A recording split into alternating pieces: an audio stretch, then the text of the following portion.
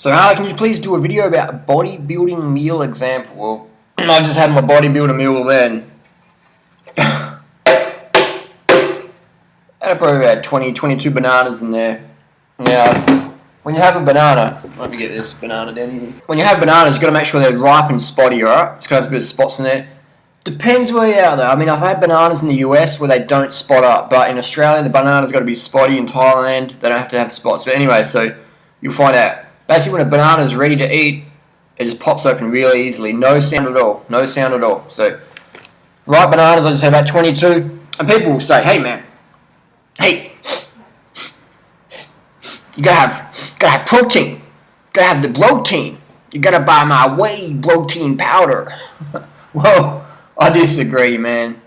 Bodybuilding is about lifting heavy weights consistently for years and years and years. Bodybuilding is about lifting heavy weights for years and years and years. And for a lot of people on YouTube, it's steroids as well. But you come to me because you want health advice. A lot of people out there doing the juice on the gear, and they're telling you to buy their whey protein or buy some special ebook or whatever.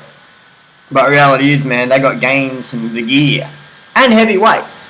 But when you're on the gear, when you're microdosing synthol, it's fucking easy to get size. You microdose synthol in your pecs, your lats, your traps, your shoulders, your delts, biceps, triceps.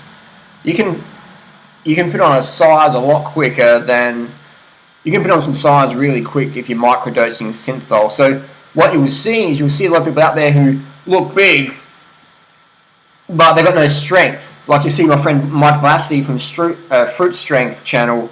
I'll put it down below. He's about 130, 135 pounds, but bench pressing more than Hodge Twins, Strength Camp Dude, bench pressing more than all those guys, Ogus, just bench pressing more than those guys, pound for pound, and often 1 rep max more as well.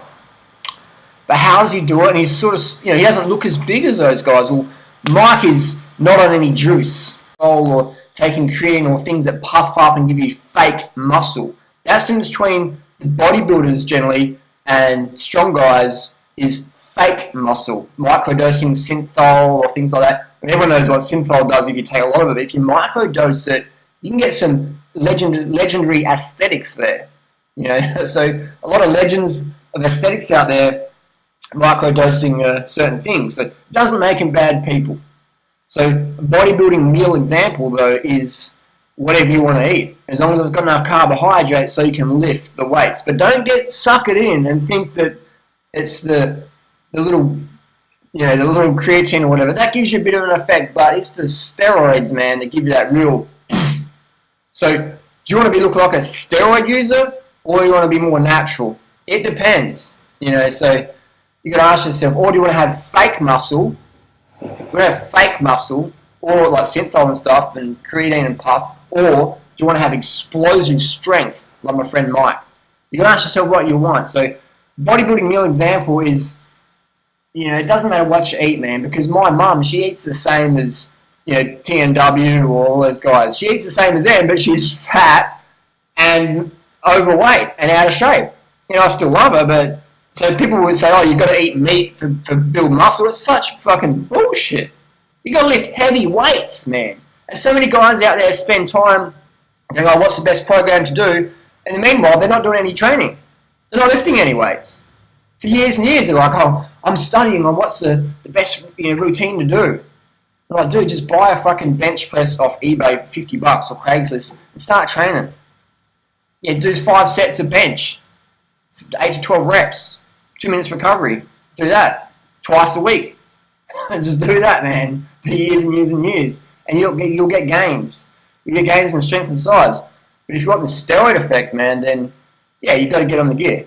That's just how it is. So I'm obviously not promoting that, but don't believe the people out there who are eating heart attack burgers and 4 pizzas for lunch or whatever, and they go, I wouldn't do the juice though because the juice is bad for your heart. But I'll eat 400 milligrams of cholesterol for lunch, and and I look like a juice head, but I'm not, because I'm really into health. And that's why I smoke tobacco and smoke cigarettes and drink, Jack 3D and have Spartamine. But I'm really into health, but I wouldn't do the gear because I heard that makes your hair fall out or something. It's like, hang on, man. There's plenty of people out there with gyno, and they don't do videos because, they don't do videos, their nipples exposed because the gyno is so evident, it gives it away. That's why they do, someone will do like a transformation video, at certain times of the year or whatever, but the rest of the year they're always wearing a singlet on because the gyno is self-evident. And again, it doesn't make anyone bad people, but I think what we need is clarification in this fitness world of what people are actually doing. So don't get thinking, oh, what's the ultimate bodybuilding meal? Because it doesn't really matter. If you get enough, you're getting 3,000 calories a day plus, and you're lifting heavy weights, you're going to put on the muscle. But you're not going to look like a juice head, man, unless you're on the juice. Simple as that. So thanks for watching. Post your comments and questions down below. Train smart. Train consistent. Be patient. Easy.